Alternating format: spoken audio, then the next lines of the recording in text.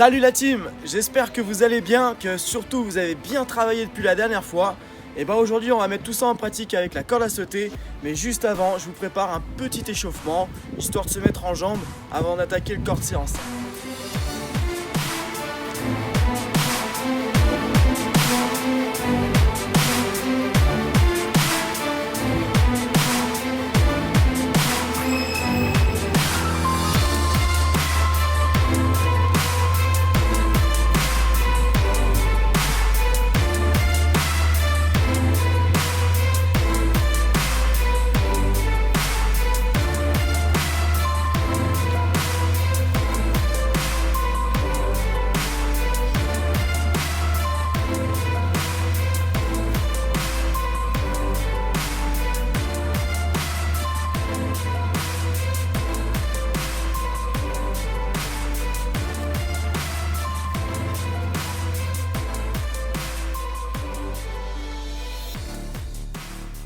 Je vous recommande de prendre une corde avec un gros diamètre, ça va vous permettre d'éviter de vous emmêler les pinceaux.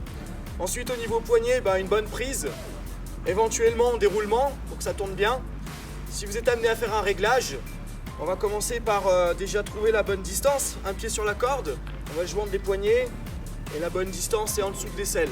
Voilà, une fois que ça c'est fait, vous ajustez en coupant votre corde.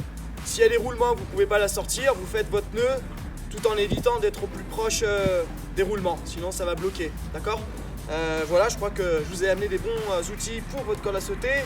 Ensuite, attention, dans la pratique, de ne pas trop élargir vos bras. On rapproche les bras du corps et les épaules relâchées, inspiration, expiration, bien sûr. On va passer à la pratique et voir tout ça ensemble. Pieds joints, j'essouffle bien, pas les pieds à plat. Et là, je reprends talon pointe. Ça se complexifie un peu plus si vous êtes entremêlés les pinceaux. C'est pas grave, on recommence. Le but c'est d'y arriver. Si vous voyez que ça vous stresse un peu, vous laissez la corde de côté et on reprend la corde imaginaire. Je peux avancer un petit peu, reculer. Très intéressant aussi ça. Sur les côtés. Allez là, j'essaie de passer mes croisés. Ouh, là, allez là, j'accélère. 10 secondes. Tu peux relâcher tout de suite derrière en shadow.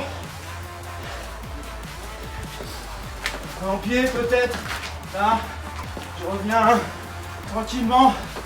Je relâche. Mes esquives, ma garde, mes appuis. À chaque fois, je varie dans mon temps de travail entre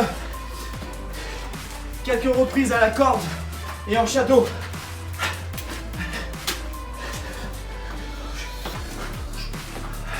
Je crois que vous avez de quoi faire avec tous ces exercices. Allez-y tranquillement, vous en prenez 2-3, que vous développez, vous mettez un peu du rythme. Vous accélérez de temps en temps, 10 secondes, on relâche, tout dépend de votre condition physique, où est-ce que vous en êtes dans l'année. Allez-y vraiment tranquille, d'accord? Après, vous faites une pause, vous partez en shadow comme je l'ai montré. Récupération, on peut mettre aussi un peu du rythme dans le shadow. On peut aussi être relâché complètement, sans mettre de la vitesse. Travailler la gestuelle, ok?